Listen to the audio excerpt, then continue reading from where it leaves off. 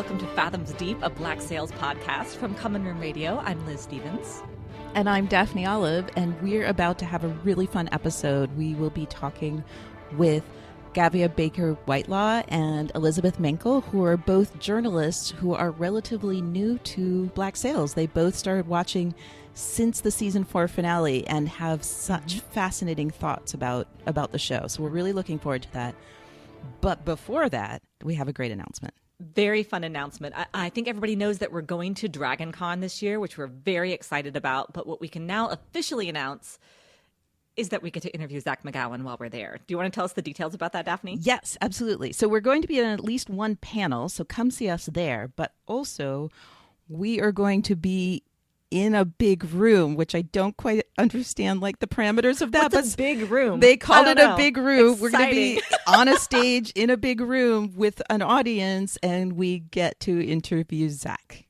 I'm so excited. Yes. God, that's going to be great. Our last interview with Zach McGowan was so much fun, but got cut short because of internet problems. Yes. So now we'll actually have him in the room. There's no getting away from us now, Zach. Nope. It's going to be a good time. Yes. So yeah, we're crazy looking forward to that. The only obstacle to this happening, and we will record it in some way. I'm pretty sure they're recording it for us, but if they don't, then I will record it. I mean, we will. Right. This will generate a podcast episode for you all of some level of audio quality. Yes. That I'm not sure about yet. But we're all going to do our best. Yeah, but first we need to get there. So we are going to do a raffle to raise funds for us to each travel to Atlanta, which is closer to me, but not by a whole lot. Yeah, not by much. Yes. Yeah, so for this raffle, we're going to try to get a lot of goodies for you guys. We'll definitely have some Daphne Olive jewelry, some fabulous Proper Pirate jewelry. We are going to have a copy of Rackham's Razor, which Toby Schmitz wrote, of course, the fabulous comic book talking about the origin story of Jack and Anne. Lots of other goodies. We haven't quite put the whole thing together yet, but you can find all the details at commonroomradio.com/raffle. Yes, and it will all be up by the time that this episode drops. So go over to the website and you can join the raffle and hopefully get fun stuff. Mm-hmm. All right. Well, let's get on to our interview now. Ready to guns! Full complement! All right, so we're here with Elizabeth Minkel. Hi. And Gavia Baker-Whitelaw. Hello. And I am so excited to have you both here. I think I found Gavia first because you were tweeting about Black Sails while you were watching it for the first time. And then I found Elizabeth also on Twitter, and you both are just so much fun talking about Black Sails there that we just had to have you on Fathoms Deep. All right. My first question for you is, how did you both find Black Sails? I just want to tell our listeners, you're both people who found Black Sails since the finale. Yeah, within the last couple of months. Well, I went back and checked, and I started watching it at the beginning of May. So that was after the finale, right after. And I was just like, I was so enraged that I hadn't watched it like from season 2. Because that would have been amazing. Yeah, I agree. I wish that I'd been watching it all along. But you watched the whole first season. And I remember, because I watched the whole first season in like 3 or 4 days. And we had been saying like, oh, we're going to watch it at the same. I was like, oh, maybe I'll watch it with you. And then all of a sudden you were like, done with the first season. And I was like, oh, shit. I was like, I was doing something else. And then I watched all of them immediately, constantly in a very unhealthy binge kind of way. And I couldn't handle binging it 100 after years to finish. Yeah. It was torture. It was terrible. Elizabeth couldn't talk to me about the show for like several weeks. I finished it 2 weeks ago. It took me 6 weeks, I guess, to watch it all. And then I finished it just before I went on holiday to Spain, like last week. So it's not been long. It's a very intense show to binge. I can't imagine just like mainlining Black Sails. That seems like, I don't know. Yeah, well, since I started tweeting about it, people have been replying, being like, oh, I've started watching Black Sails and I'm already on season 3. And I'm just like, this isn't healthy behavior. You need to digest it. And I'm really just, obviously rewatch, which you are big proponents of. Yes, we are very big proponents of rewatching. Yeah, I know that I would have been that person. I was lucky to have found it during season 2. So I was forced to, wait week by week after binging like a season and a half, and then, forced to wait from one season to the next. So, because I definitely, there's no way I would have ever been able to wait. So I wanted to like ask both of you, like, what do you feel like was the thing that really drew you in to Black Sails? I know that neither of you loved season 1, right? Am I correct? I liked it better that? on the rewatch. I mean, I watched it so fast, but I was like, I was basically getting through it because I'd seen like posts from people being like, season 2 is where it gets really good, and they were right. But I'm gonna rewatch season 1 soon with some friends, so I'm interested to see kind of how it works the second time around. I found it much more enjoyable. I mean, we differ in that I wasn't immediately drawn to Flint the way you were. I was dead from Flint from basically his first scene. That was right. That was me too. He takes off the like headdress thing, and I'm like, yeah, he's my guy. Whereas like I found the opaqueness in season 1. While I appreciate what they were doing, I had a hard time really getting invested in anyone during season 1. And I know that was some of the critical response too, which is unfortunate. And it's like the idea of it being more novelistic than like a television show is, I think it's a good analogy, because it happens a lot in books. You really need, you need those 100, 200 pages to really fully grasp what's going on. But that's hard when you're asking someone to commit. I don't know. I guess you're asking someone to read all those pages. So I don't know why it feels different in TV. Yeah. But that's a big question right now in criticism too. Gav can probably speak more to that than me, because you actually review TV. If it doesn't hook you in the first like 4 episodes, yeah, I mean, what's your obligation? Especially with streaming stuff like on Netflix. There's a lot of shows where the first few episodes are just not good or interesting. So I have like a lot of sympathy for the people who were reviewing Black Sails season 1, even though I mean, I think it, like, I'm now like, this definitely deserves to be up among kind of Mad Men and The Wire and what have you, is like all-time TV greats. But if you're watching a show and like the first season's only 8 episodes, so they probably sent out like 3 or 4 to critics at first. Yeah. And there's definitely like, it's a really good show, but it just doesn't have like the depth that's immediately obvious from like the beginning of season 2. And especially because it's quite easy to pigeonhole in the kind of subgenre of like sex and violence historical TV, of which there is a lot. And most of it doesn't really get critical follow-up, because it's not something that falls into kind of the remit of geek culture coverage, where like quite bad shows will get really in-depth analysis, or serious TV criticism, which is reserved for like mainstream dramas and that sort of thing. So like, I get it. And I mean, I don't know what would have happened if I'd have watched it from season 1, because I remember when the trailers first came out for the first season, and some people on Tumblr were like, oh, are you going to like watch this or recap it or whatever? And I watched the trailer and I was just like, I'm definitely not going to watch this, because they were marketing it like really heavily with, they were marketing really heavily with like a lot of kind of sex and violence stuff. And also I was like, this seems like a kind of a male gaze viewpoint of female sexuality, and like the lesbian characters, it seemed like it was going to be really exploitative. And I even, if you go back to like my Black Sails tag on Tumblr, there's one post from like before the first episode aired where I was like, I'm clearly never going to watch this. It looks terrible. It's like Michael Bay. It's just a bunch of like white men. And then you go forward 4 years and I'm like, this is the best show that's ever been made on television. Right. But like, the thing is, even if during season 1 a friend had come to me and like described the show to me, it's still a really hard sell if you phrase it and frame it in the way that it like technically is, because basically it is an adult rated, like sexy, violent historical drama that is quote unquote really inaccurate. And it's a combination of really heavily fictionalized historical characters and a prequel to Treasure Island, where the main character is like the kind of nominally kind of roguish, sexy young John Silver, and the other one is the guy he named his parrot after. And like Anne Bonny is played by an English model. And like, if you describe that, I'm just like, this sounds like absolute garbage. And then you watch it, and it's like, oh, actually, this is like a really complex political show with really interesting things to say about the way we reinterpret history. So It's incredible. It's a hard sell. Yeah, I've honed my sell on this. I mean, for me, that was, I mean, your first reaction to it was mine. I resisted heavily. I mean, it's hilarious to see me now after the amount of resistance I had for it. And the sell is, I definitely go for the literary angle when I'm selling it, because, I'm good at tailoring it to whoever I'm talking to. But yeah, I definitely go for that. And I do. I always say, like, watch 4 episodes, like make it to the 5th episode. Even that, I would say you have to watch the whole first season.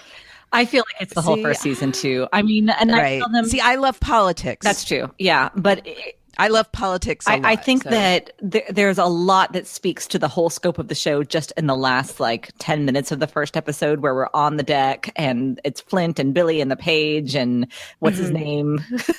Singleton. Singleton, That's right. yeah. Yeah. Dead guy. Yes. First dead guy. Don't worry about it. I think there's a lot there that speaks to the whole arch of the show, but it gets a little bit lost in the pilot episode. So I said, if anything right there spoke to you at all, keep going. If nothing in the pilot spoke to you, it might not be for you. Yeah. Sure. I mean, this is very much a your mileage may vary kind of situation, because one of my best friends watched the pilot at my insistence with another friend of ours and was just like, this is unwatchably bad. And I'm 90% sure she would like it if she watched it from season 2, but that's never going to happen. Yeah. Whereas kind of other friends of mine are completists, are going to start from the beginning.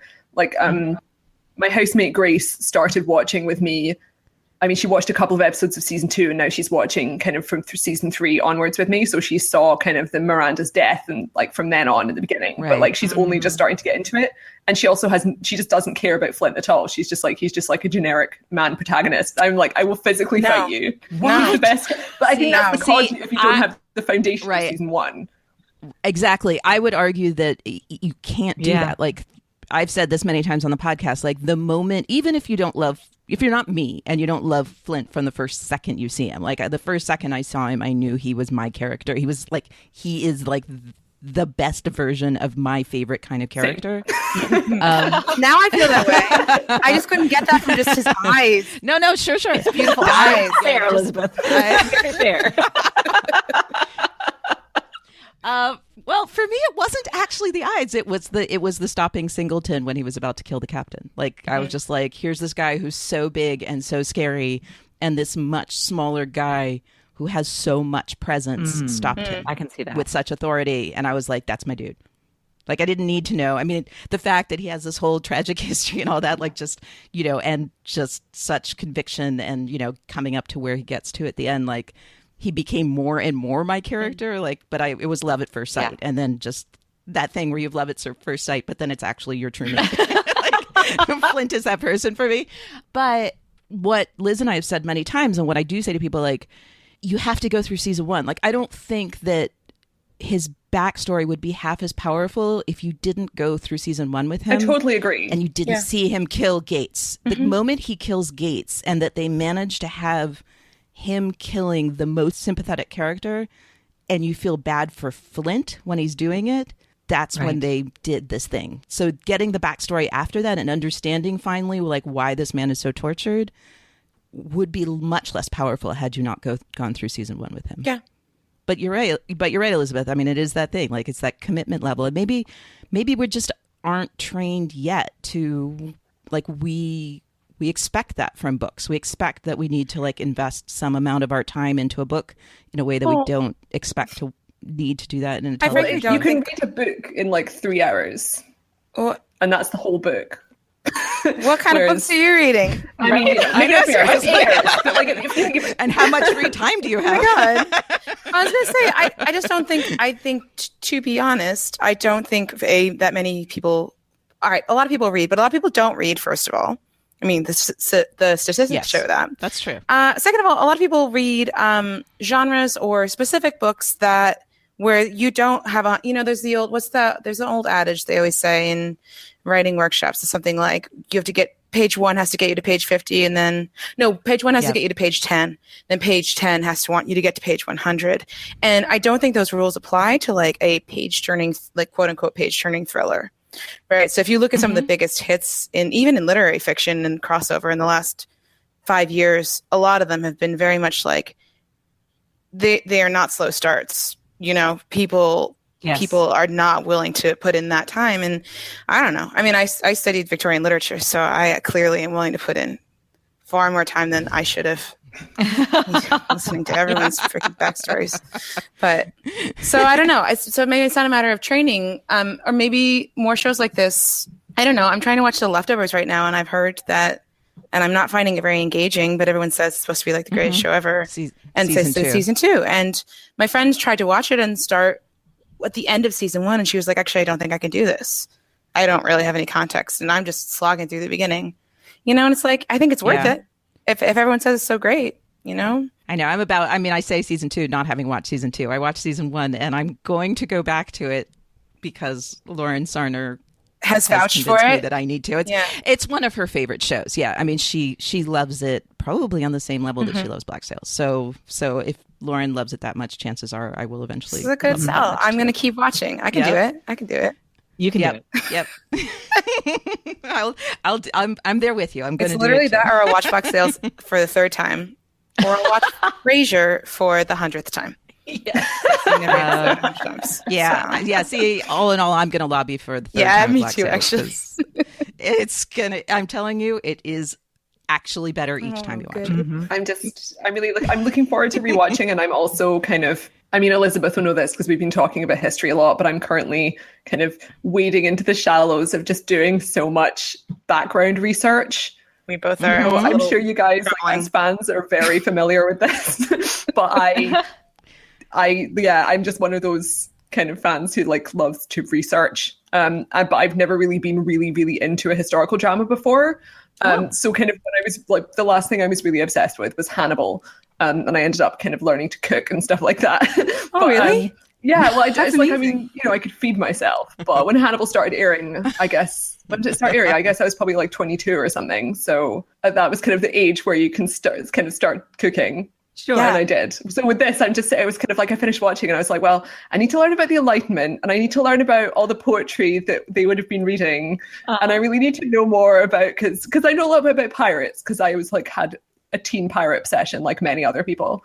But it's just I just really want to learn more about history. And also, yeah. And also it's not one of those things where there's a temptation to fact check the show. Because most historical dramas are either really obsessive about accuracy or kind of intentionally in that sort of fictionalized realm. Yes. And Black Sails is the only historical drama I've ever heard of where they have a really conscious philosophy of acknowledging that there's no such thing as historical accuracy, which I think is something that people don't really think about that much. So if you watch a documentary, even a documentary set in the present day that's been filmed 6 months ago is not factual, because it's always going to be informed by the biases of the people who filmed it and your own biases as someone who's watching it. And you can never know exactly what's going on inside someone's head. But when it's a historical drama, you're removing it hundreds of years away. So Woodes Rogers went on a sailing voyage across the ocean is a sentence you can read in a history book. And then if you want to find a secondary source, you can go and find the diary of whoever was in charge of the stores on his ship or whatever, and cross-reference it. And you're still not going to know 99% of anything that was happening. So there's no such thing as historical accuracy. And this show is just throwing it out the window while also being more truthful than I think most historical dramas I've seen. Because I recently I'm finishing off Wolf Hall, which I kind of watched half of when it was airing and is absolutely tremendous. And that has kind of the Hilary Mantel's kind of philosophy is that she is meticulously accurate in terms of the basic kind of structure of what was happening in day-to-day life for each of the characters who are kind of around Henry VIII. And then she's completely free to make up all of everyone's internal thought processes and emotions. And the other historical drama they had to review recently was The Crown on Netflix, which I hated because they have such a huge quantity of basic information about the historical period, because it's relatively recent. It's the past 60 years. It's about the reign of Queen Elizabeth in England. So they have all this material, and the main characters are wildly overanalyzed by the public, even though we don't know what's going on inside them. And it's just completely vacant, even though it's really quote unquote accurate. I'm just don't do this. Black Sails is the perfect option. It's just it's the perfect kind of illustrating the history that isn't written by the victors, while also exploring stuff that doesn't get shown in a kind of fictionalized way, telling stories of escaped slaves and kind of queer people and women who had positions of power but weren't aristocrats and that sort of thing, and how people were having, developing their own personal political philosophies. Sorry, I could just go on about historical accuracy all day. So good. No, sweetie, that's why you're here. This is great. Can you go into that a little bit? I am aware that you two are doing a lot of research just from what I'm seeing you two talk about on Twitter. Yeah, it's a bit much. No, tell us. I mean, first of all, it's really fun for me because I did whatever I did, but I didn't go into research the way you two seem to be tackling it, which is fascinating to me. And, Milton? I never read Milton before. Yeah. You haven't read Milton? No, I've never read Milton. So I am now. I'm reading my first ever. A lot of our listeners also, like, so many people have contacted us and told us, long emails about like their area of expertise and how it relates to Black Sails. And that's been so much fun for us. And we've tried as much as possible to like weave that into the podcast. But I know our listeners, and many of them are people that if you all are doing cool research and it might be in realms that they hadn't thought of yet, they're going to want to follow you down that road. All right. Well, so my context is do you actually want my academic background? Because it is relevant. Yes, I do. This is one of the reasons why the show really appealed to me. So as an undergrad, I did an interdisciplinary study of the British Empire, which I know Gav has very strong feelings about. I had to try to treat it neutrally, not neutrally, but you know what I mean. So basically what I was doing is I was studying British literature, but from with a post-colonial lens, which is different than a lot of other post-colonial study, which is about texts that are kind of written in after the fact. A lot of post-colonial literature is from the 20th century, and it's about reclaiming narratives, especially for the colonized. But I was trying to read British literature looking for the imperial history, because this is so rarely taught.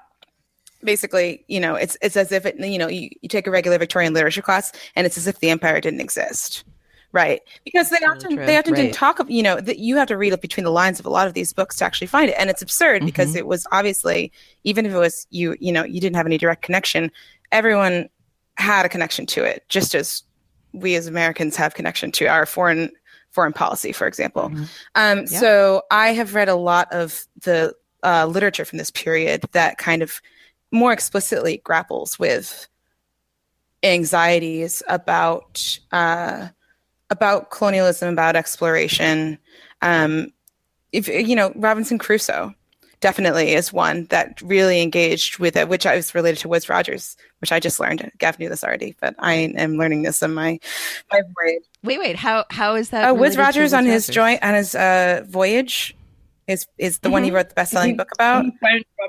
He found the guy who inspired Robinson's Crusoe, the story. Not only that, though, one of the guys who was he was like one of the officers and like one of the financiers of that journey was in charge of the journey that Selkirk, I believe, defected from. He chose to strand himself because he thought they were all going to die because the ships were so poorly maintained. So he was like, no, just leave me here.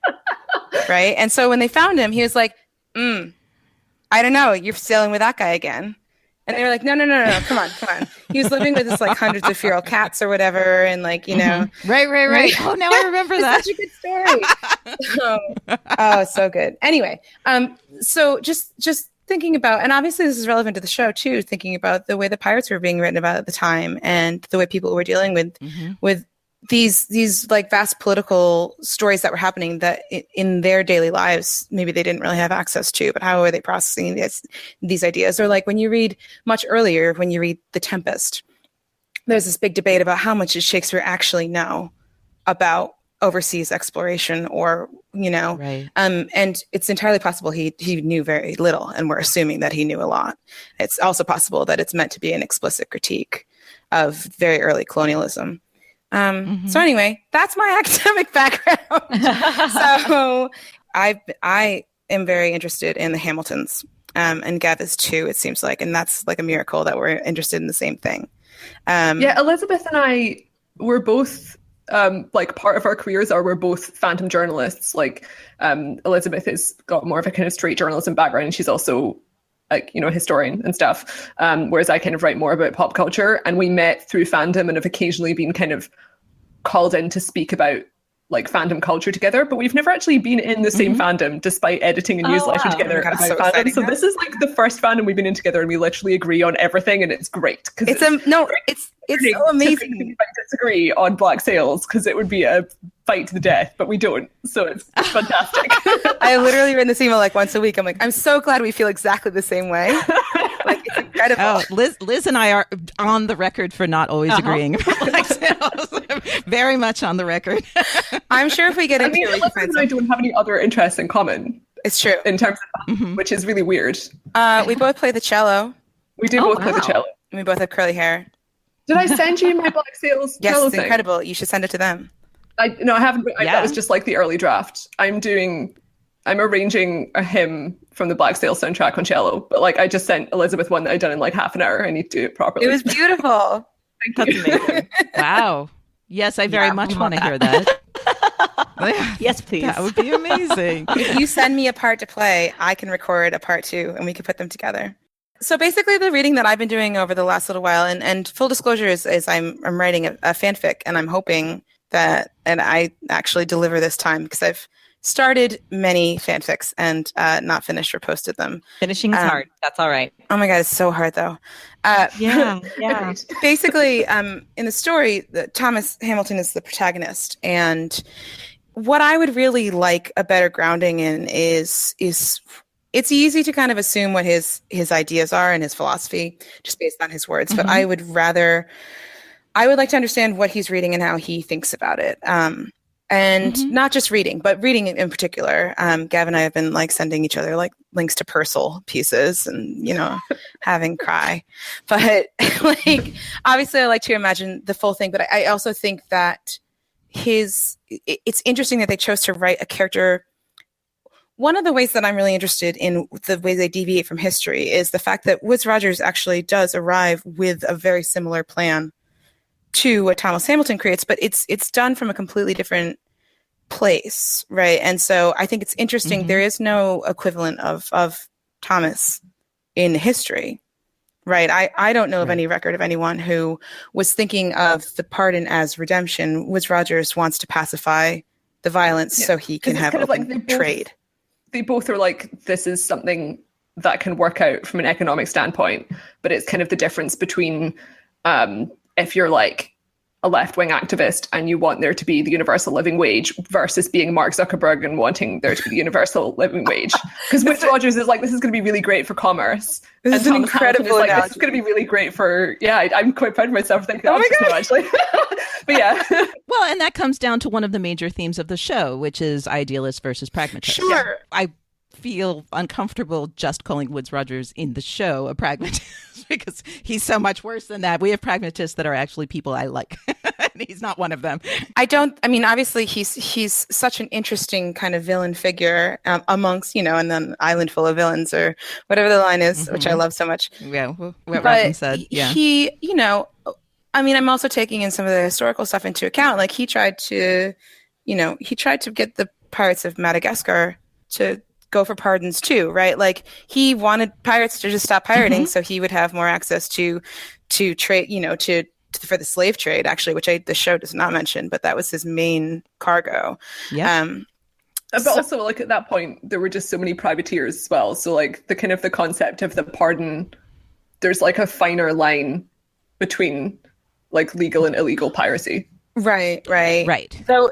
Right. And there were many privateers who were privateers, like kind of government-sanctioned privateers that had kind of lost their place. After the end of the war, which is just before this starts. Yeah. So, exactly. Right. So it's like, I don't think it's necessarily just like trying to understand Thomas's idealism that I'm interested in. It's also more like, it's sort of getting at the heart of like what people thought they were doing when they were colonizing, and I think that in the U.S. anyway, you're often taught a narrative. I don't know, Gav, if you had a non-traditional schooling. I don't know if you can speak to the. I went to a school, but it was like the secondary school I went to was like it was a bit more of like a posh secondary school, like not like Eton or whatever. Oh, I thought you went to like some sort of artsy school. No, I went to just like it was like a normal high school, but it wasn't a state school. You just have an artsy family.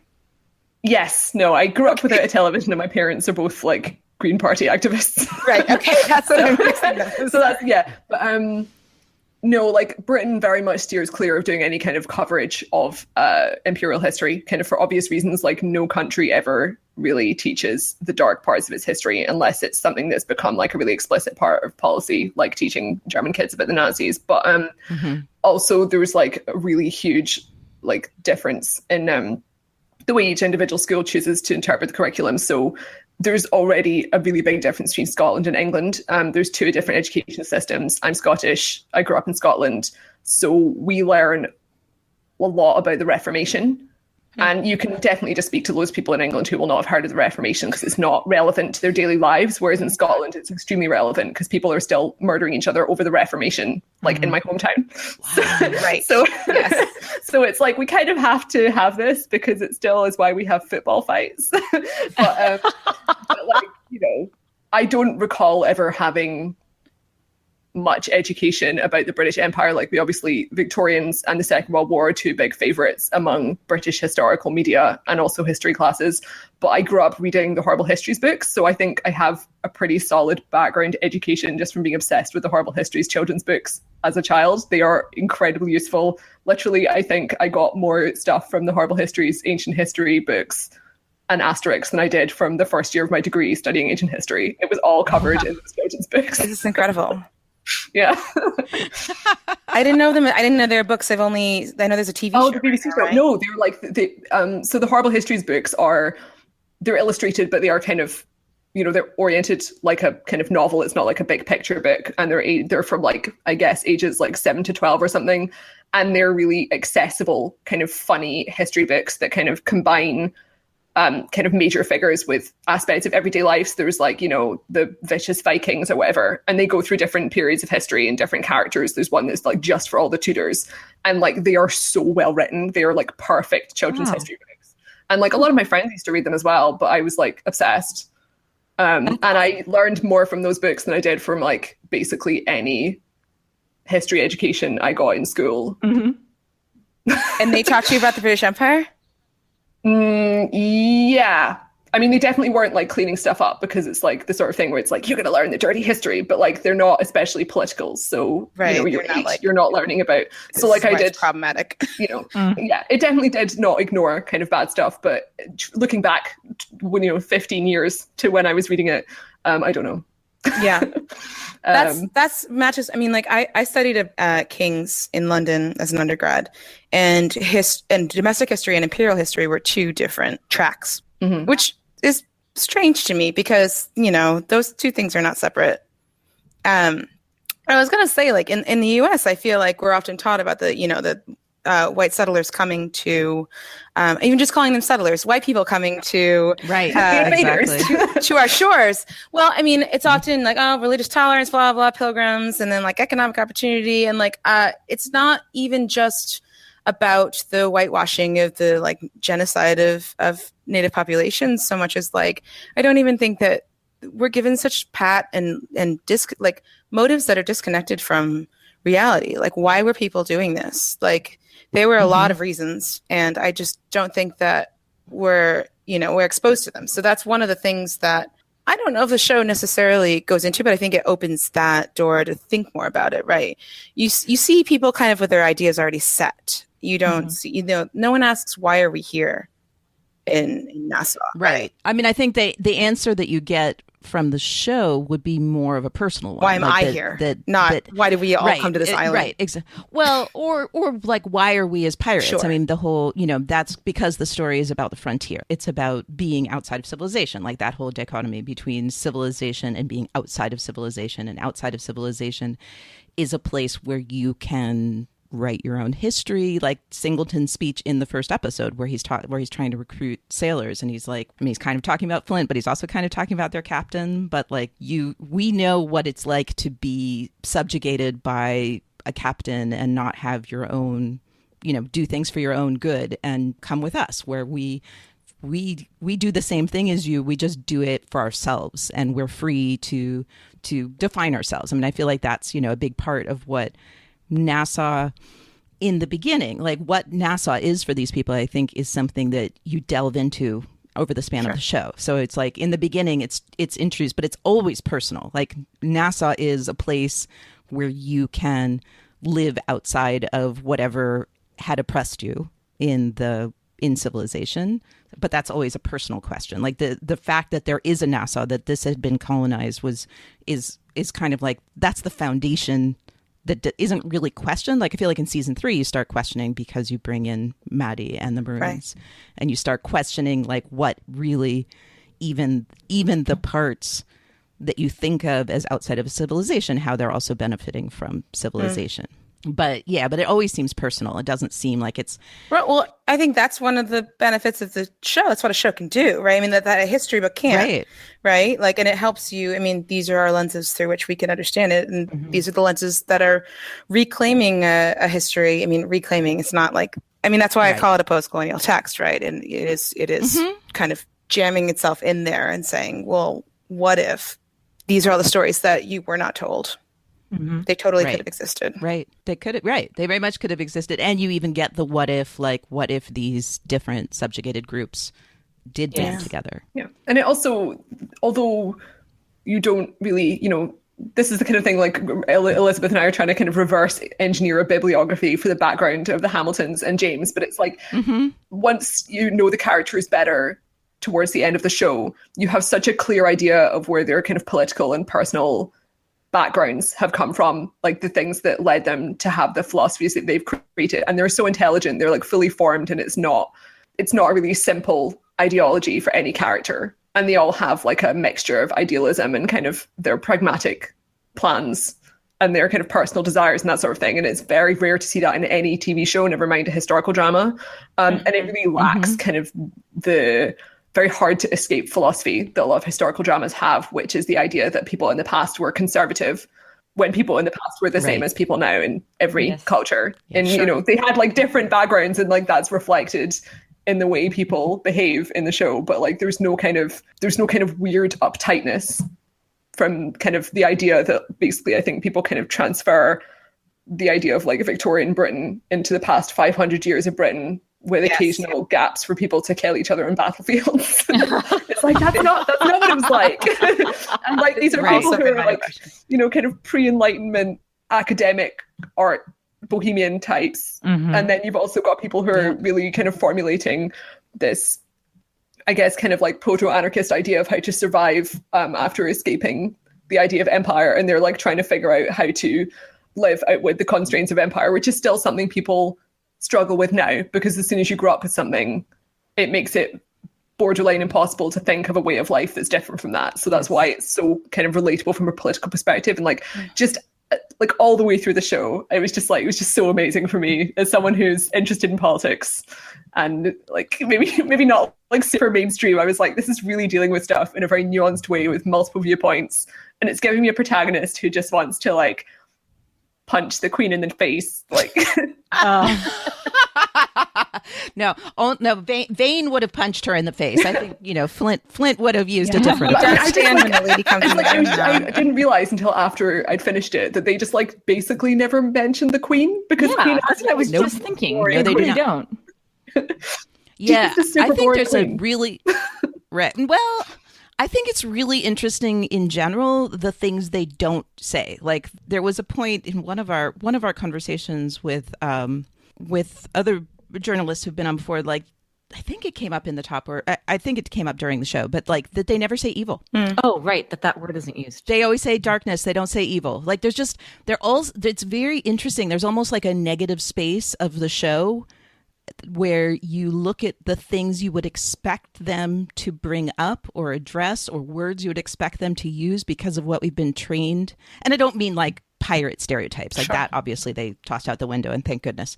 But like, there's just thematic things that you would expect to be in there and just aren't. And when you start paying attention to those, I feel like that's telling a story about the perspective of for sure. And like the darkness thing, I hadn't noticed the thing about not using the word evil, which is absolutely fascinating. But like the darkness thing really comes in like in that kind of final speech from Flint, where he's kind of talking about, his face being in the darkness and like with his amazing face. Doing so good. I can't wait to see it again. Yeah. But that's another thing to track. Like, next time you watch is like track how darkness is expressed, like how they use darkness, how it's looked at in different ways, because that changes a lot. And like, kind of also like, I think it really kind of fills out a story itself, like how darkness is used as a word. Yeah, that's interesting. I mean, hand in hand with like themes of monstrosity and villain. Like, those words are all very deliberately used in different both situations. Monstrosity and villain are used as like constructs, whereas like there's no engagement with the idea of like original sin or inherent evil or even sin in general, which I find the morality is like you know, the way, it's like they have like a much more morally complex and intelligent kind of discussion of morality without having characters explicitly kind of wrestling with decision to kill people, which is like the main focus of when you're seeing shows that have a lot of darkness and violence, and then you have a lot of kind of really explicit discussions in people's characters about like, have I done something bad? Have I gone too far? And in this, it's like, because it's such a violent world, it's kind of taken as read that like everyone on every side has a kind of viciousness and violence in them. And it's much more interesting to kind of engage with that from the perspective of civilization as kind of a boogeyman or potentially an ideal that you're willing to do this stuff for. And it is really interesting that like they just don't really have very much kind of Christianity in it, because I think that's probably like, that makes sense to me, because like everyone, it's kind of background noise, right? Like every person is going to have a background in Christianity, but like most of the people who are in NASA are obviously not going to be like, I'm going to go to church. That's not necessarily a priority. And all of the Navy men, it's just like part of the background noise of their lives as British military officers. It's part of it's like a cultural, it's like you don't need to have like, oh, here's someone who's like a Puritan. Although you do have that in the beginning. Right. And that's the other thing with Thomas Hamilton that is interesting to me, is that he's the only one, except for Pastor Lambrick, who makes any explicit references to Christianity. And that clearly is driving him. And so that's one other thing that I've been trying to research too. I've thought of the book that we both need to read is Utopia. I'm reading Utopia. By Thomas. Maybe you recommended Utopia to me then. Oh, so I mean, I'm reading, because I want to read Utopia, but I feel like it's probably going to be quite like hard. Dad, you know about Utopia, right? That it's. Oh, you watching Wolf Hall? Yeah. Do they talk about it? No. So Thomas More wrote it, and I know, yeah. And it like advocates for communism basically, and so right. But the great debate is whether he was being completely sarcastic or completely serious. Right? Is he saying like, this is the dumbest thing ever if we were all communists, or is he like, we should all be communists, right? So I'm reading this set of 3 early modern utopias, that one and New Atlantis and the Isle of the Pines. What's the Isle of the Pines? That one is by, I can't remember. I haven't gotten to that one yet. That one I hadn't heard of before, but according to the introduction, it's the one that most explicitly deals with gender and race. Wow. So I'm ready to read this, but I have read Utopia before. So wait, and that is a book that would have been in the time of the Hamiltons? No, these are all 16th and 17th century texts, but I'm more reading them in the capacity of this kind of. So it could be something that they read. Well, yeah, I mean, I imagine he would have read Utopia, but for sure. It's in the sense of that it was in the canon by this point, or at least within that realm. But like more reading it in the context of like that. It's amongst the readings that I have of like the early modern colonialist writings or ideas that we're engaging with, like what is wrong with England? What is wrong with this society? And what if we were to start a new society? So that's why I'm reading them. That's why I recommend them if you're interested in these questions. That is what I'm going to try after I'm done with Milton. That'll happen in a flash. Some easy reading. At the end of every year, I have to write this. I write for one site. I write for it's called The Millions, and we do this thing called a year in reading. And every staff writer has to write a post. And this year, I don't know if I can do it because it's literally going to be like I read a bunch of 16th and 17th century literature because I like to show about pirates. I mean, it's going to be great. Elizabeth, on the flip side, this is your opportunity to say everyone. They're not going to understand pirates. They're going to watch it and be like, "This is about pirates. Why did you tell me to read?" Right? Like, I know. Plato. And I'll be like, "It's obviously so relevant." This character who appears in 5 episodes is very well read, and we've decided to form his library. Anything published before 1705 is fair game. Well, I mean, okay, he's just in a few episodes, but Miranda has a much longer role in the show, and James as well. And I mean, again, I think, even if you weren't focusing specifically on writing a fanfic that's about Thomas, it's a huge part of understanding who James is, because he went through this transformation. Like, he obviously, before he met the Hamiltons, was not that guy. Right. Right. He like read a lot of things, I think we can assume. I don't know if he. I doubt it's those things. I think he didn't formulate a philosophy until he met the Hamiltons. Exactly. But he was very well I think he came to the Right. He seemed to me like pretty philosophically, like I'm sure he read a lot of stuff about strategy and stuff like that. He looked to me like a person in the beginning who was very much like advancing his career and doing what he needed to do, and clearly smart, and had clearly been university because oh wait, how did he? No, he wouldn't have been to the university. people, Right. right? No, midshipman. the people Thomas, right? The people that Thomas Hamilton said were quoted were like he quoted that their opinions of him were people from the military. So yeah, so I don't see him having any of that. He came to them a pretty. No, clean Thomas said slate he knew he'd read more books than any three boys he knew had eaten. I know literally everything Thomas said. No, that's okay. That's true. Wow, I'm so excited. It is a rare day that someone can outquote me on Black Sails. You're Literally totally only- right, That's something Elizabeth. Hamilton said. Nothing else. You Or just spent a anything lot of that time the Hamilton. hanging out in ports and reading books. That's right. That's right. Right. Oh, now I want what I want you to do is try to figure out what books he would have been reading. Yeah, Like, I have a friend who actually. that's interesting. So one of my friends, I'm going to call him out right He now. definitely wasn't reading Don Quixote. This Right. much we know. He hadn't read Cervantes. I'm in sure he's Spanish, read at the least. entire all of the Greeks too. There's no way he hasn't. Oh, so that's interesting. Okay, that's I mean, really I interesting. feel I got the sense that he had like a full canonical classical like background at that point. Yeah, because I would assume that part of it would be he would want to be catching up with his peers, and partly it's just Yes. the most accessible thing. So it's like if you're kind of approaching Sure. education from like, what do I do to become equal to these people I have to be an officer alongside? You're going to be going and being like, I'm going to read like a fuckload of Greeks. Right. Oh, you all are you're changing my whole thing about James. We think a coming lot in about a blank 1705. slate. Yeah. Yeah, I mean, also I know that I think there was a conflict around this time of like there were officers who were coming up through the ranks, but many of the officers were titled, right? They were nobility already, right? So like Sure. obviously that's a tension Buying that your he would commission. have had. Yeah, exactly. Same naval things. Right. No, and that's what you see in the bar fight is like that's why Yes. they're talking to him there where they Right. were in the bar fight. Yeah.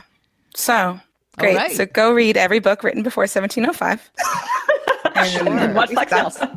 Yeah, watch Black Sails. Right. No, I'll just keep watching Black Sails, and you all do that research, and I'll give me a greatest hits, and I'll read those. Yeah, I already gave it to you. Communism may be the greatest, or maybe the worst idea. Who knows? Still debating that one on Tumblr. Yes, the big reread that I'm supposed to be doing is Moby Dick, which I have a very complicated relationship with that book. Let me tell you. I like the non-fiction history of the whale hunters. I don't Like the chapters where they talk about it in the book. No, or in I like to general? learn about people life. on whaling ships. Me too. Gab, can we go when I come to visit you? Can we do some whaling activities? I mean, I don't want to hurt any whales. No, I mean like can we explore the history of whaling? There's whaling out of Glasgow, right? We're more the shipbuilding side. Okay, can we look at some ships? We can definitely look at some ships. Okay. I mean, what do you think we're going to do? I was actually looking up kind of sailing weekends to see if I could take you sailing because I can sail, but they seem quite expensive. How much? Let's see. We could split it. I looked at really tentatively. It was like 200 or 300 pounds, I think. Okay, that's but it was pretty much money. Yeah, it was too much. I'm going to Scotland in a few months just to get so clear for this conversation. exciting. Good for Elizabeth you. is going to come here, and people are going to be, why is your friend coming to visit? It's like we really need to discuss whaling. there Yes, you go. it's true. I don't know, Elizabeth. We're both on the East Coast. We could go up to New England and do like a Black Sails. Oh I my mean, I God. did that last year. Actually, I'm about to go to Cape Cod, and last year I went to Cape Cod, and I didn't know that Cape Cod, like the extent, because unlike Gavia, I had no interest in pirates before. You didn't Black know about Sails. Sam Like, Bellamy and all the. I mean, again, I read it when I started watching. Did you know Anne Bonny was real before you watched the show? Yes, I did know that. That much. I mean, I was just like, and maybe that's more of a U.S. thing. Like, there's like, I feel like there's just, it's impossible to have not had some sense of the historic pirates a little bit, and or not. I don't know. I don't know why I knew that. Yeah, I was gonna say, I don't totally think knew I about knew her and it Jack going Rackham in. and what and Mary Read. Oh, I you don't didn't think know I did about know that. it No, I going did know in. about that. I mean, it was such a quick crossover because you might have told me in your pitch, so that it Probably did. Yes, that's usually part of my pitch Yeah. is like the Treasure Island plus historic pirates. And I was like, yes. oh, okay, sure, I'll take your word for that. Yes, Calico Jack, sure, okay. Oh, design the Jolly Roger. You don't say. Yeah, no, I did not know. Okay, yeah, I knew all of that stuff. I definitely didn't know the name Sam Bellamy, and I definitely didn't know the history with Cape Cod. And I go to Cape Cod most summers, and my poor dear friends who are from there last summer, we went to the Pirate Museum. There's a pirate mini golf. Like I went and took pictures and Instagram, like every single mini golf, like every hole has like is named after a pirate, has like a little bit of information about them, and then you go through the whole thing and there's actual signs with like a bit more history about each of them. So that sounds so good. Pretty adorable. I want to go. Well, I really want to go to New Bedford to go to the so we can do that together. So you can fly to we can fly to Providence and then you drive to Cape Cod through New Bedford. I was going to take a boat the whole way. Is that not a choice? Yeah, no, actually, from New York. I know. That's what I want to do. Yep. You could do ferry the whole way. That's okay. I'll come to New York we'll go to the boat. and we'll take the ferry. I've never done the ferry all the way from New York. I've never done that. So we could do that. You could do to New Bedford and then to Hyannis. I live next to the dock, so that'll be ideal. Oh my God. Yeah, totally have to do that. That's right. I have so many journeys planned. Liz, that's great. Liz needs to come back to the East Coast so we can do that. Amazing. That would be so much. Because actually, the two Elizabeths in this group are the two people who are like crazy for ships. Oh no, I'm also crazy for ships. Oh, good. Remembered. Ship fans. Yeah. I know. I mean, again, like the pirates, I mean, it was fascinating for me because so like, Gavia, did you know stuff about like, yes. I knew nothing about pirates. Again, I did. I can reiterate, was not interested in pirates. So, but like when I started reading about them, Elizabeth, the book that you're reading now, and I started reading The Republic of Pirates. Wait, is it it's Republic of Pirates. I was just like, wait a minute, this stuff like in the show is actually true. Like they actually like voted their captains in, and it was like this weird kind of not democracy, but like more democracy than anything else going on at the time. And I was just like, is this possible? That was one of the things that literally hooked me towards the beginning, because I was like, I've consumed so much like pirate media like years ago and it was all bad, so I don't remember it. Yes. But I was just like, I'm so excited that someone's discussing kind of pirate elections. Yeah, that's so cool. That's so cool that you knew about that. I love it. Into some of this in the Pirates of the Caribbean, it's like really cheesily done, but like they, and they have their like Pirates Council with the like. They have like the pirate, because I remember when whichever like was it Pirates 2 or 3 came out, and I remember reading some review that was like complaining about like, oh, they've got this really boring sequence where they have like a book of pirate rules and they're just making it shit. And I was like, I know it's not good, but like you should really have more pirate rules because that would be a more interesting story. Wait, that was the only good part of that movie. What the hell? With Keith Richards, where he plays with Keith Richards, Come on. Okay, I did see that. Is that I think the second one? I mean, it's fine. Just stop it. You know, don't. They're not very good. Diminishing returns. It just never occurred to me to think like, oh, what's from this is actually from pirate history and what's not. Very little. Well, it's based on theme park rides. Because it's just, right, exactly. So it just never occurred to me to think, oh, did they really like have, it just didn't, I watched it. It was what it was. And I never thought about it again. Experience. But my friend from college, her husband works in the lab of the physicist who engineered the waves. So those are accurate. That's pretty cool. Stanford physicist. Okay, that is very, very cool. Yeah. I wish they had gotten a Stanford historian to say no, don't do that.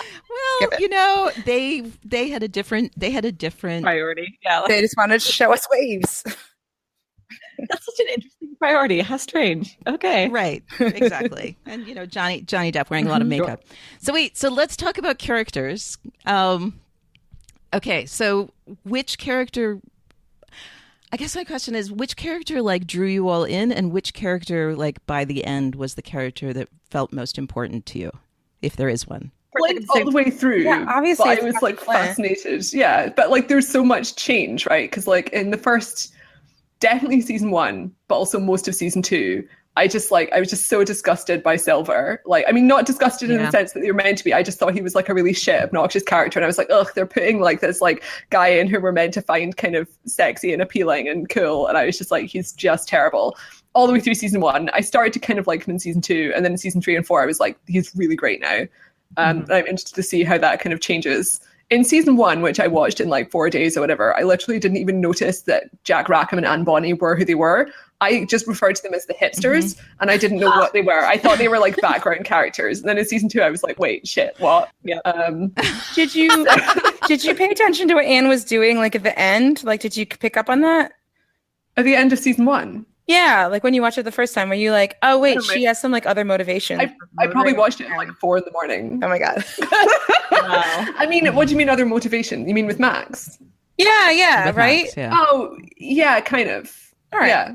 Yeah. They start to be more defined, right? It's true in the beginning. There's sidekicks. Yeah, I didn't catch that until the end of season 1. I think my first watch was so long ago, but I don't think that. I think, like, for me, the first time I watched it, I just assumed that it was just Anne about, just like, oh shit, Sisterhood. I created this situation and this, and now they're treating this woman in a way that I would not want to be treated. So I'm going to do something about it. It didn't occur to me that she had her.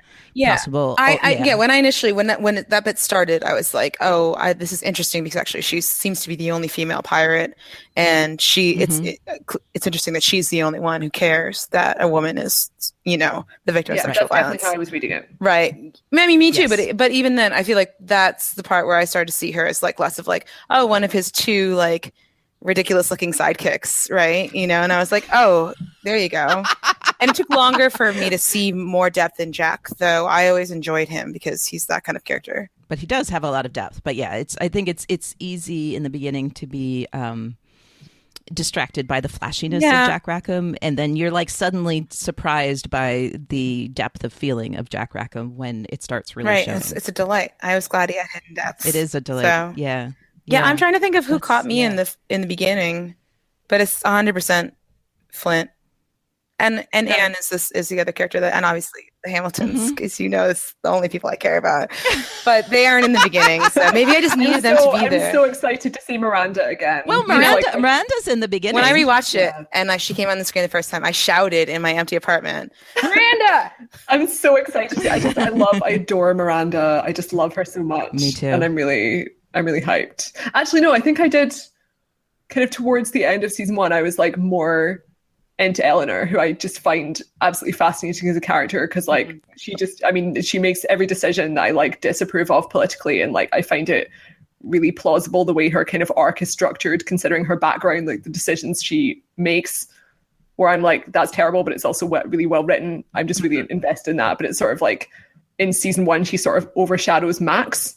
And I'll have to see what I think on the rewatch. But like at the time, I was just like, I feel like Max is not getting her due, and I wasn't that invested in her, and I felt bad for not being invested in her because she's a main female character. But I was like, I can't get there.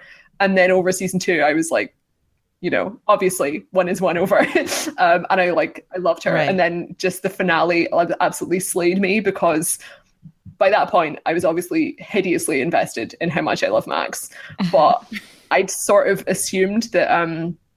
While she did still have feelings for Anne, I didn't think that it was still like a major priority with her, because she puts up such a really effective facade of being pragmatic. And then the fact that they kind of reveal that actually she's been holding a candle, like holding a torch for her for this whole time.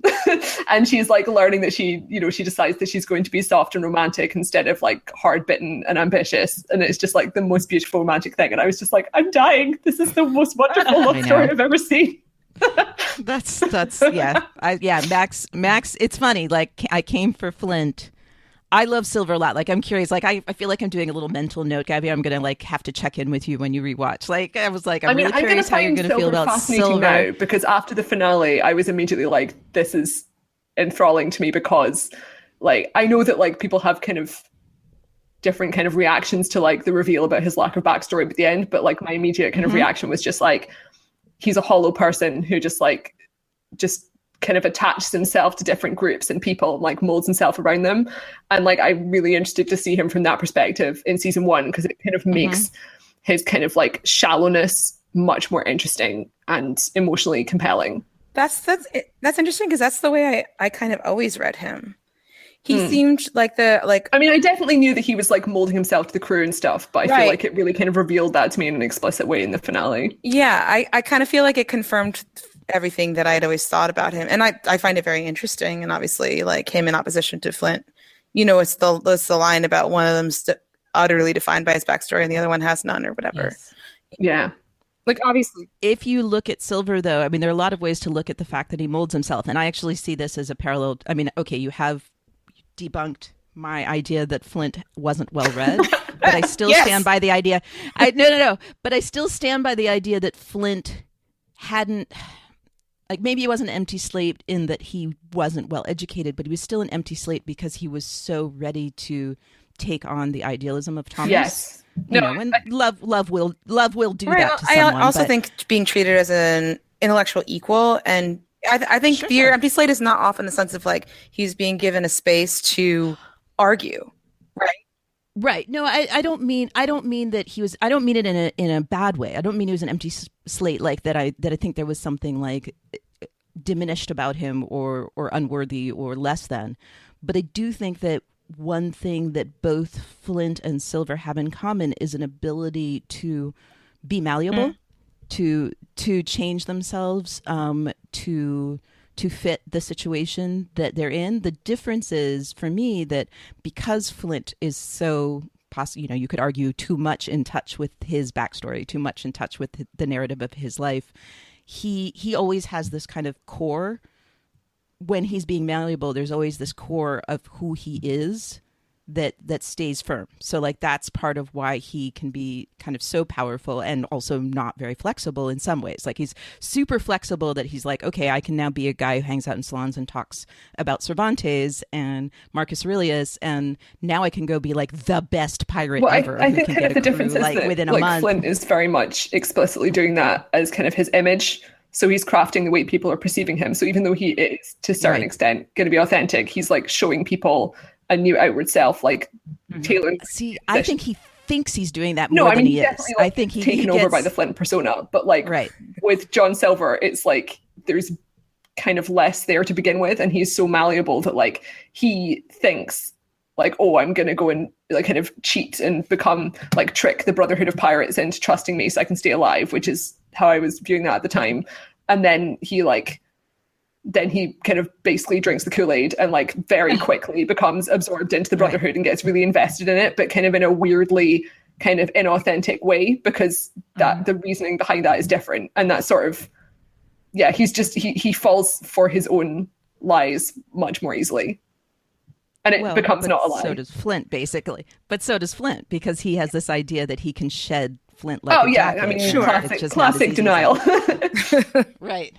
No, but also, I mean, I think the thing that's really interesting, if you look at Silver, and this was a lot of stuff that the end of season 4 really brought to me, like 409, basically, when you're watching those flashbacks, like the thing that I think Luke quoted to us from Lauren. So I think it was Lauren who first kind of really brought this up as a thing. And Liz and I talked about it a little bit, the idea that Silver's actually, it's what we always saw as like this kind of callous opportunism was really based in insecurity.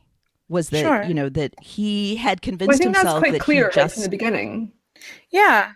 Oh, that's interesting, because I did not see that in the beginning. I didn't see that in the beginning at all. I saw him the cockiness as like an actually not caring about people. And so for me, season 2 was really amazing, like watching him be convinced that he does care for people, and then realizing that that's who he was all along. I mean, I thought he didn't have anyone to care for, but I definitely kind of interpreted the kind of the confidence and the callousness as him making himself like that, because that's almost always the way that people are in real life. If it's like a young man, I mean, if it's someone who's like 60, I'm probably just like, you're just a huge monster. But if it's like a 20-year-old guy who's trying to seem cool and like impress a bunch of hot girls, it's like, you're definitely just like a really insecure douchebag. Which is how I was like watching him for most of season 1, and is part of why I like wasn't into him at all, because I thought the show was trying to position him as kind of a character who would remain like that as a joint protagonist, whereas his arc was like incredibly tragic and compelling. So Yep, exactly. Oh, so I'm so glad, because I like couldn't tell from your tweets if like how much you were I mean, I don't need you to like Silver. No, I was super into Silver by season 3 and 4. Don't need anyone to like any character. I mean, except I'm always trying to convince everyone to love Max as much as I do. I don't know how you could not like Max. Who are these monsters? I mean, right? She's wonderful. Oh, yeah. But like John and Maddie as well, because like it's so amazingly neat, because it's like they have this relationship that kind of it like emerges. And you don't see kind of the point, like the genesis point, like it's kind of happening in the background. Mm-hmm. And like by the time it got to them kind of being reunited, I was just like, I'm dying here because I know this can't end well. Yeah. But like the decisions he makes are just so well written, because like you can absolutely, or at least my perspective is that like I can absolutely understand every part of where he's coming from and the decisions he's made, which are like completely mirroring Flint's decisions as well. to try like, you know, step back from the fight in the name of love, but it completely misunderstands Maddie's entire philosophy and like her lifestyle and her background and everything she's trying to do in such a completely idiotic way that makes it really obvious that like he's never been like truly invested in the cause. And I'm like, this is so good. And also I hate you, but like you're really well written kind of in the same way as Eleanor. Just Maddie. Yep. Same thing, that you can be so angry with them and so sympathetic to them in the same moment. I mean, right after the finale, I was really mostly just mad at Silver. I was like, how can you have this amazing woman and just undermine everything, like everything that's important to her? I was so angry with him. But it is, I mean, he is trying to save her, and, you know, because you see them across from each other at the end, but still he loses her by saving her. I just find it a really interesting twist on like an extremely overused trope, which is when sort of male heroes like save a love interest or daughter who like doesn't want to be saved, which is so overused and really tiresome and basically just usually sexist. And in this case, that's kind of the first step of what happens. But then once you get the kind of the full political impact towards the end, it's so much like kind of more complex and interesting. Because like by far Maddie is the person who has put kind of the most thought into just sitting down and devising her outlook and her plans for the future, just from like a purely kind of ideological perspective, rather than something the kind of thing that Eleanor's doing, which is like figuring out the practicalities of how she wants to kind of have a peaceful land of commerce in Nassau. And it's like Flint and Maddie are political soulmates, and it's really wonderful. Like just so wonderful. And the fact that like towards the end there's kind of this almost like kind of love triangle shot, which I'm sure your guys are familiar with, kind of from the finale, when, you know, you see kind of Flint and Maddie's eyes are catching when she gets rescued. And Silver's jealous of that because Flint and Maddie have this connection, but there's nothing to be jealous of because Silver could be perfectly secure in that relationship because they're definitely lovers and she loves him. Yeah, but it's not about that. It's about connection. Not about because that's not the only level on which you can connect. Right. Yeah, well, that's something they get throughout. I mean, there's just, in so many of the relationships, like, it's not, I mean, a lot of it is about romance and a lot of it is about love, obviously, but they do such a great job of elevating all sorts of love and all sorts of connection and all sorts of the ways that people can be like so incredibly important to each other beyond just, I mean, I don't want to say that romantic love isn't important. It's very important, absolutely. but we, you know, it's just like, I feel like, you know, there's just a million stories out there that are about like why people sacrifice and do things with the motivation of romantic love.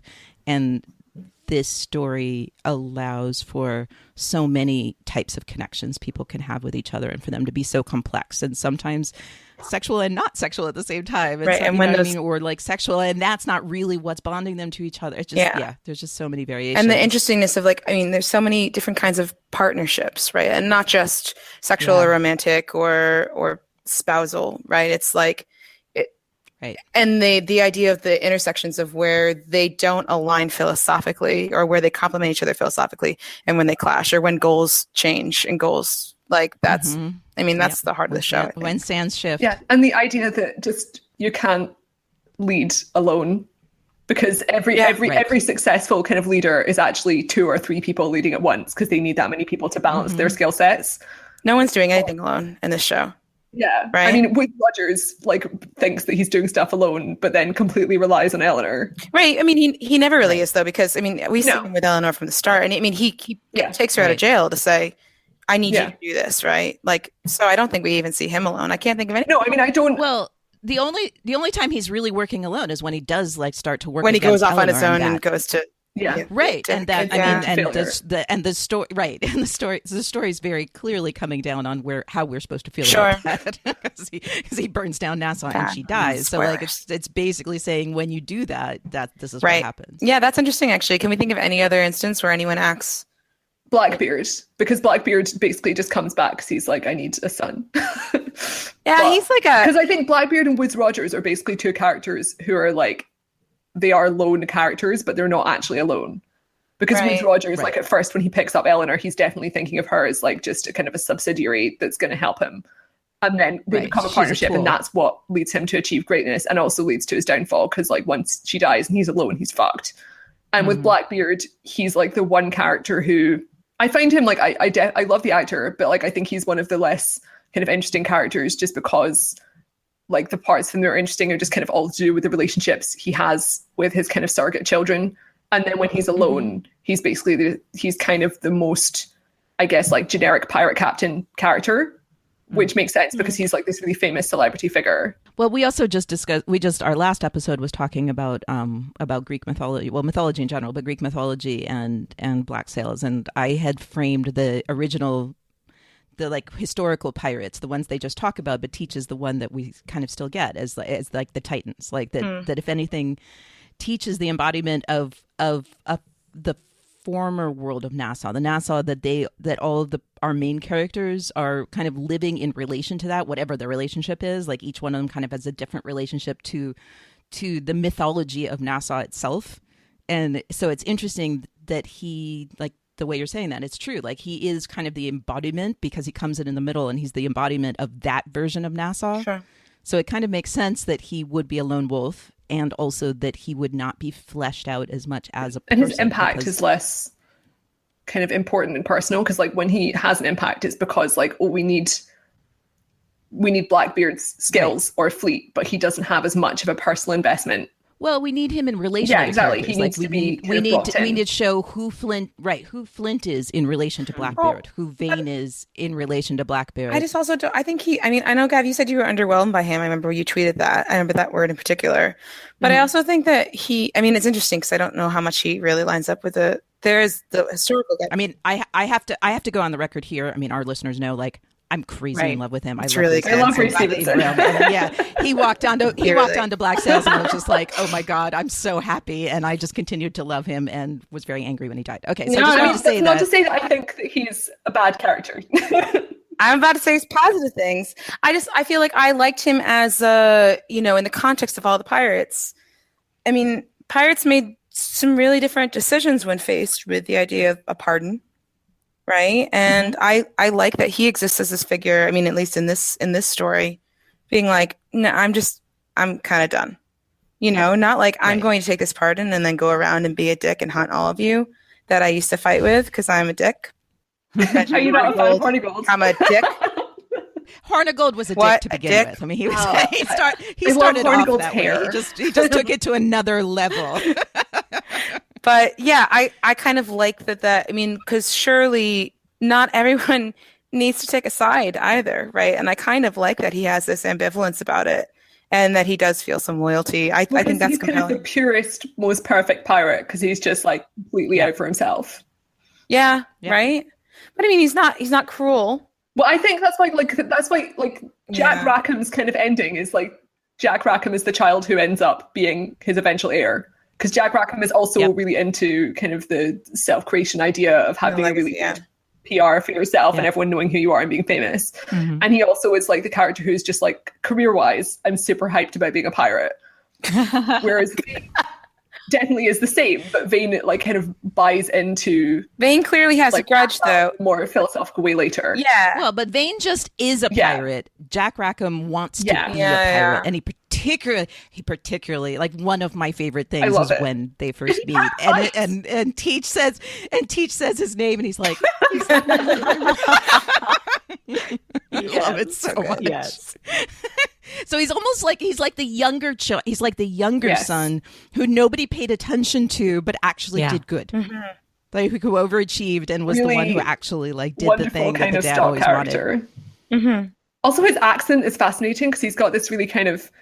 I mean, I know the actor is Australian, but like he's got this. He's created this like very plummy accent, which is different from everyone else in the show. Yeah, we know the story behind the accent. What's the story? Why did he do this? Okay. So the story behind the accent was that Toby Schmitz told us this in our interviews that basically he was like one of the last cast, if not the last cast of the main actors, and everyone had kind of like taken an accent, and so he was like trying on different accents, and he never did this for us, Liz. Lauren Sarner tried to get us like because he had done some of the accents for her, but he didn't do that on our episode. We did make him talk like Jack Rackham on our episode a little bit, but which he was a sport, and he totally did. It was lovely. He told us that so he didn't have all the kind of range of accent options, and he was like really thinking about like. He didn't know Jack's backstory. Once you get it, it's completely the wrong accent. Well, no, I was like, it's amazing because he's like invented an accent for himself as a character to make himself like. Right. Yeah. So he said that what he was doing was a World War II. Was it World War One? No, it was World Pilot? War II. RAF. Air Force pilot. RAF. Yes. Yeah. Yes. Exactly. that is the accent he went for. I love this so much. That's incredible. All right. Yeah, Gavia, your next assignment is to listen to our Tony my Schmidt's God, that's interview because it's amazing. delightful. Oh my God. Yes, so he does talk about that, and we did have him answer questions as both Toby Schmitz and as Jack Rackham. Yeah, see, it's funny. I had no frame of reference for that accent. Oh God, I'm out of questions. That's not true. I have it's almost like I have too many questions. We didn't talk about Vane, but you all are both not really Vane. Lauren talks about Vane enough. I like Vane a lot from the end of season 2 onwards. Yeah, me too. But like before in season Right, 1, I was definitely, like the worst character. By far. When he rose from the dead, the end of season 1, I was like, That was the first time I had like an inkling of noticing because I was like, that's just like really metal, and I thought it was cool that he rose out of the dead. But like I wasn't invested. I was just like, yeah. Liz was a Vane person from the beginning. I was not. I was a Vane convert. I mean, I'm very much I a Vane find convert. I find Yeah, me stories too. very interesting, like kind of the period between the end of season 2 and his death. Yeah. Right. Liz, you can maybe speak to this as a Vane stan, but like, if you're like, I'm watching for Vane, it's just, he's such one small part, and it's just like, I don't know. You know what I mean? Well, you tell me. You I tell me do know about your what you Vane mean. love. No, I enjoyed Vane from the get-go. I really did. And I can't tell you exactly why. He just had that kind of... You don't have to justify your love of him. Oh no, God! Don't yeah. mean to grill you. I'm just trying. We have all been in this position with other shows. But he had that kind of... I don't know, the commanding presence that he has, I suppose, that I really enjoyed. Especially, I think of that scene where he's sitting there quietly playing with the coin in his hand and everybody else is talking around him, and he still seems like to be one of the most commanding presences in the room. So I can see where you're just kind of waiting for him to take the screen again. But from a story perspective, I don't know if I can see just following the show for the sake of Vane. That doesn't... Okay. You see, you know what I'm saying then. Yeah. Right. No, definitely. Vane. I mean, Vane is super interesting. And I mean, this is a concept I'm like hashing out in my own mind because I want to do an episode actually about purity. Oh, yeah, sure. In Black Sails. So I actually, I see, and I've said this in other episodes, but I actually see in a lot of ways a connection between Vane and Thomas as how they're represented. That's a because really they're good like point. not that they're the same person, but that they both represent like the most pure version of the person that they are. Right. Exactly. Yeah, for sure. So I was not at all interested in Vane until the end. I mean, like a lot of people, like we have many listeners and know many people who like loved him from the beginning. Lauren Sarner is possibly like the most vocal. I can't wait to talk to her about this. In the That's media. great. Yeah, she's fascinating to talk to about that. And she didn't like him in the beginning. And she has said a bunch of times like the reason why he became so incredibly fascinating to her and the reason why she went and rewatched Black Sails was because after season 2 he so surprised her that her own preconceived notions about him were possibly wrong. She had to go back and watch the subtlety of the performance that she had dismissed. Wow. And that's kind of how I'm looking forward experienced to him too. Well, so this is interesting. No, it's really good. I think it's another me going back to talking about how I felt about season 1 and the opaqueness of everyone's motivations. I think part of the problem is I've even rewatched it and I still don't get enough in rewatching season 1, at least, of him, where he still just feels like, you know, like I'm a rebel, you know, and you're like, okay, I get it. Like you're that guy. Right. And like, I think the reason why I came around on him by season 3 was because of that. It's like, oh, you actually are the one character who's representing this like pure idea he's completely authentic. Right. Like he's the one, Okay. he would never have given up that fight. Right. And he would not have had any, you know, there would never be any like Flint obviously is like incredibly conflicted about everything and just really angry. Right. Whereas like, I don't think it would have been a question for Vane about whether And he that's would why go to like, war. he and Rackham are basically the two halves of Blackbeard as their father, because like Vane has no interest in constructing an image, and the reason why people people in the show are attracted to him as a leader is because he's completely authentic as like the perfect pirate ideal, but he's not making any effort to kind of make himself famous. It's just coming naturally. Whereas Jack Rackham is the exact opposite and basically like doesn't know which end of a sword to hold. But if you put them together, you have Blackbeard because you have like an amazing marketing person and you have a terrifying leader. Yeah, it's totally true. Okay, Elizabeth, one of my assignments, I'm just going to keep giving you all assignments. Next time you rewatch, watch Vane and Max in relation to each other in season 1. Oh. Like that's actually one of my favorite things is how the two of them parallel and diverge in relation to Eleanor. Like I think that both of them are completely 100% like they are also kind of opposites, right? Like Vane's like, I'm not going to think about anything, I'm just going to do. And Max is like, I'm going to think and always think and always think and, succeed that way. My theory is that both of them are completely doing everything they do in season 1 in relation to Eleanor. Yeah, I agree with that. They're both trying to prove themselves to Eleanor, and they have such different tactics. And I just think it makes, and I guess that's not saying a great thing about Vane as a character. Like a lot of what's interesting for me about Vane in season 1 is how he fits into the whole of kind of the, of the world of Black Sails, like because each character is kind of hovering in their own early version of themselves, but he's really interesting in relation to Max. That's interesting. All right, I'll pay attention to Vane next time.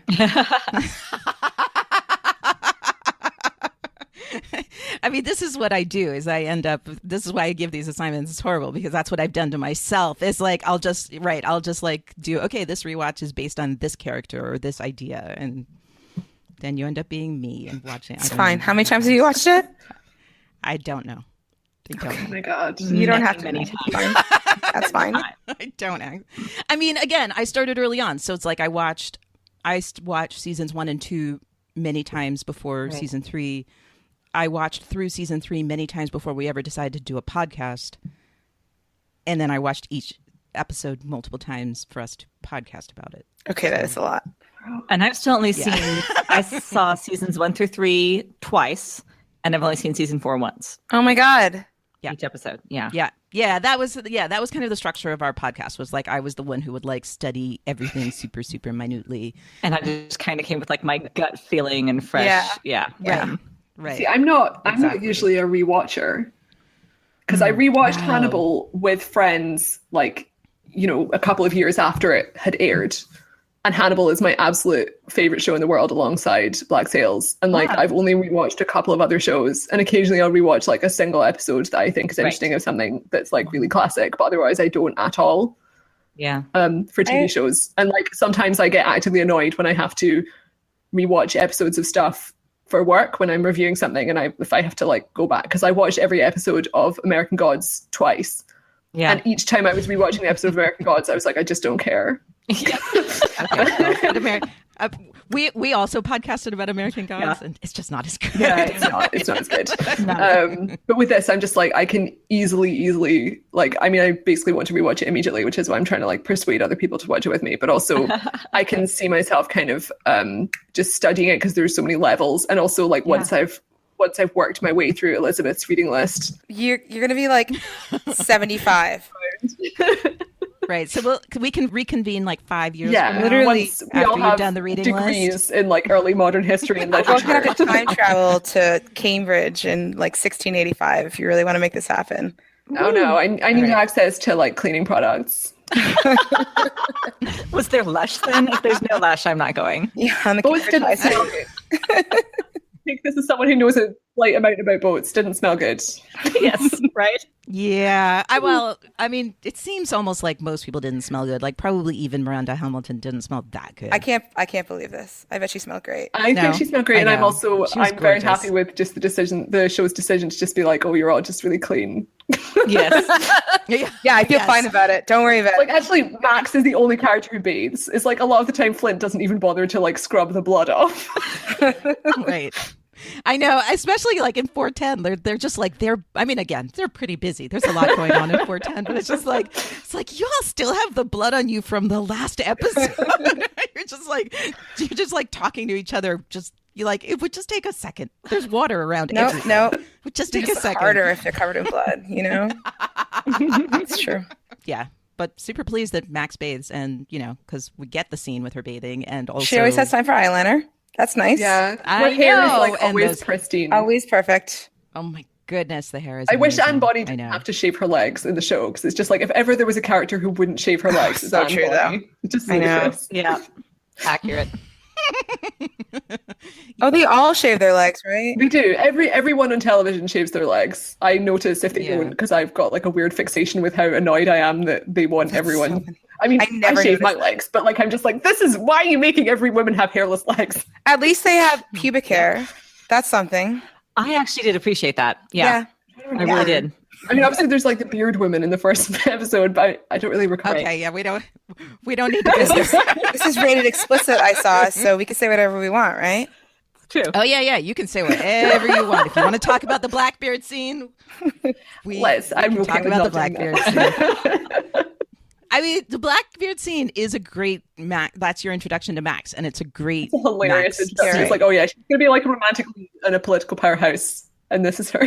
Yeah. Right? Right, but that's what's so perfect about it. It's wild. It's like that she starts out, and that she, and that she so brilliantly from the first minute totally understands what's going on with Silver, and that that. You mean the first minute where and Silver gets the when it gets the Blackbeard treatment, she's one of the prostitutes. Right, there, and right. She immediately, when it rolls out of his jacket and he tracks it, she's like, "Aha." What have we here? I remember that part. Which is exactly what Silver did when it rolled on the ground when he was with the cook, if that guy was even the cook. But when you're introduced to Silver, the first thing you see is like, okay, I'm smarmy, but I also am like really, really smart because I know that thing's important because the way you just looked at it. All right, so here's a question: Do you guys have a theory about who the quote unquote cook was on that ship? How did he know to take that page? Right. I don't think he's a cook. I think he was probably some sort of intelligence. Okay. Yeah, I don't know anything more than that, but yes. Right. So we don't know, like, was that Spanish intelligence or was like had British intelligence stolen the But that was a merchant vessel, right? That they were on. Right, yeah, but they'd have doesn't- intelligence officers Right. on merchant vessels. Sure. Right. I mean, you have that later, like, because we don't know the Spanish vessel that Vane and Teach take later when you have the guy who's burning all of the intelligence about Woodes Rogers. You don't even know what that one is. Yeah, it's true. And also, like, there's no point in only having I think like, it is intelligence people on Yeah. naval vessels because you're not going to get very much information. Sure. So Right, especially if they're and especially if they're transporting something that you would want to hide, like the whereabouts of the ship full of gold. And right, oh, did you read that in the Republic? Oh of my Pirates? God, Like that was the actual name of a ship. Yeah, but like that the real story is gold. bonkers. Yes, So it they, is. like- I don't remember. Tell us the story because Okay, I read they this were so like- long ago. I don't There remember. were like 10 ships, which makes a little more sense than one ship considering how much money it was. Yes. And they all wrecked in a storm.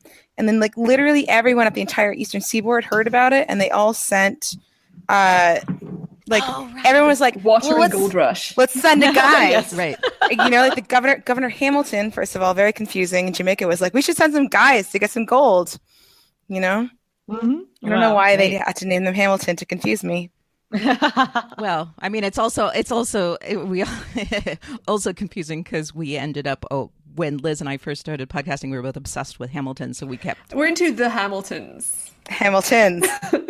Or the Hamiltons. When I look Right. up Thomas Hamilton on Tumblr, I get the ship Thomas Jefferson, Alexander Hamilton. Yeah, I've discovered that too. Yeah. And also, you can't look up Miranda Hamilton Right. because of Lin-Manuel Miranda. Yes. It's So it has to be hers. Miranda Barlow. There also weren't a lot of names to choose from. I'm just finding it confusing as I read this book about. Well, I was telling you, right? They were Jacobites, these Hamiltons, Right. and I'm like, oh, I Yep. can't handle this. This is too much. Right. Scottish Jacobites. They were George Hamilton, like led in 1714 or whatever. Yeah. Anyway. Well, Hamilton's a Scottish-ish name. Yeah. Right. They also played with who is a Jacobite in the show and who isn't. Like, I don't know if Hornigold was. Teach and Vane were Jacobites. I didn't. Historic. First, Teach and Vane. inexplicably, I did not pick up on that one thing I should have been doing for my heritage. So on the second rewatch, I'll be like looking out for the Jacobites. Oh, right. And in the second episode, Bear McCreary actually put the Sky Boat song in the second episode. I'm watching that tomorrow. I definitely will have noticed the music because it's ubiquitous. Right. But Yes, that's all. That's all I got for you on Jacobites. okay, well, I will look out for Jacobites. I do wish they had talked about it Yeah, a bit but- more. It was kind of important at the time. Right, and it's such an offhand reference with Yeah. Hornigold. Like, you really had to have known anything about Jacobites to have gotten his reference that he made. I guess it's so kind of distant to what they're doing because people aren't Like, this is the point where they're starting to disconnect the concept. Well, no, but it's like they're starting to disconnect the concept of empire from the royalty. So, like, even though the Jacobite thing was like, it was permeating every part of kind of like political discussion, to the characters that are like specific in this, they're more invested in like the struggle against empire rather than kind of the conflict of Jacobites and stuff. Right, but I mean, like the historical pirates, this is like a major. I mean, it wasn't disconnected, right? Just in the same way of like, no, not at all. It was a huge part of who ended up being and like pirates. why they were mad, right? Like, so yep. It's interesting. I mean, I guess it's part of the like idea of like, choosing to make these stories very personal. But it's like, I mean, for Jacobites, it was very personal. I look forward to reading the Republic of Pirates book. Yeah, no, it's really, really a great read. I'm actually surprised about it because I feel like in the first season they were establishing a lot of like, basically that Nassau is a world for people who have been rejected by civilization. And so maybe they thought it was too detailed a historical reference for people to follow. Yeah. Because everything else is sort of like, it very much links with like modern kind of They're conflicts. They screwed up the actual, deliberately screwed up the actual historical timeline quite significantly.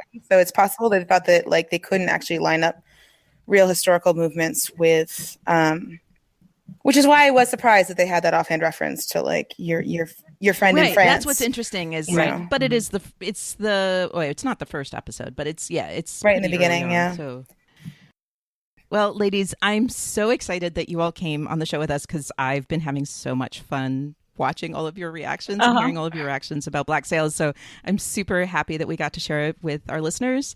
So can each of you tell us where people can find more things that you write and your podcast? Let's start with Elizabeth. Okay. Well, first you can find both of us in the newsletter that we do together. That's the most important place to find us.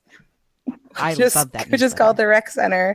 Very fun. tinyletter.com/Elizabeth and Gav. It's a pan fandom newsletter, though. I think we're slipping in more Black Sails things than is probably like democratically called for. We're making people. It's like Black Sails now has like an almost equal footing to Marvel fandom, which is completely unfair because I can't imagine it. But people will watch. We're right, exactly. Well, they should just watch, and then they get to read that stuff and understand it. But to win people over. So there's that. But I mean, it also has other stuff. If you're in fandom or you want to, it's like news about fandom or fan fiction recs for other things. And then I am the co-host of Fansplaining, which is a podcast about fandom. Again, similar, pan fandom. We're talking about fans than individual properties or whatever, with a Flourish Clink. And then I'm a journalist, so it's Elizabeth Minkel on Twitter and Tumblr. That's where my website, that is all my writing about various fan things and lots of Black Sails gift sets. Not a lot, like actually they're all in my queue, and I'm like, I'm embarrassed. I'm like, I can't put that many. So then I just look at my queue every day. Yeah, I'm like, you can. Just I don't know. The whole queue Black Sails.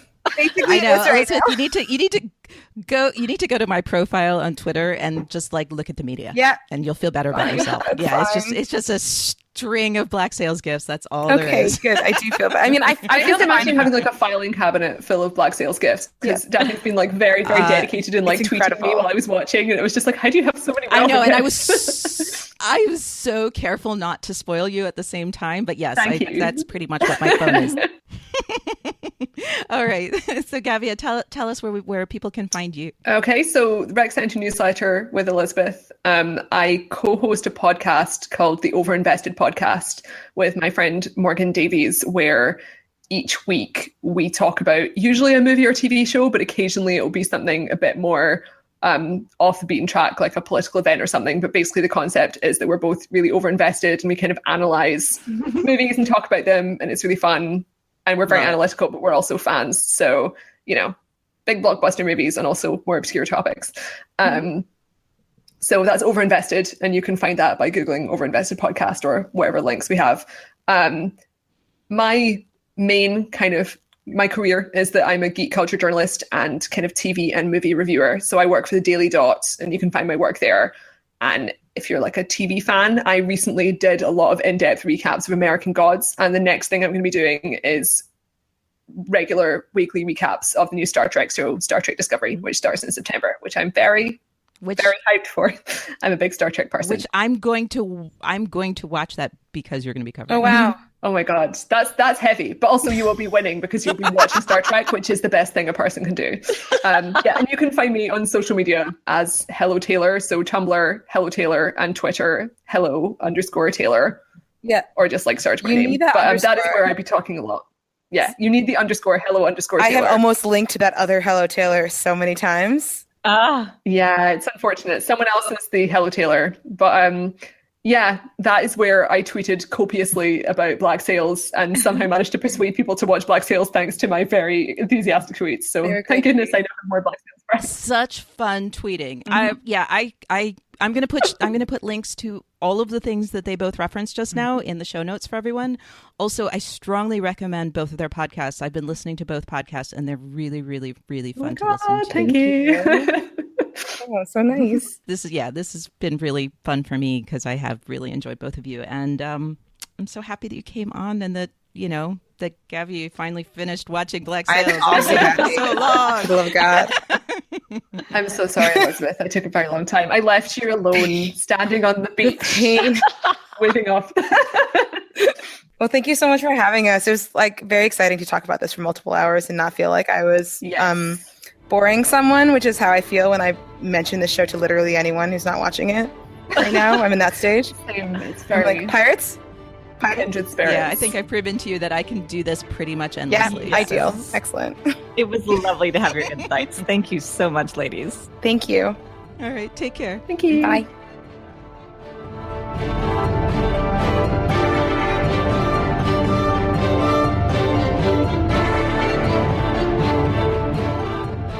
Deep is a Common Room radio production. For more information and access to other programs, please visit us at commonroomradio.com.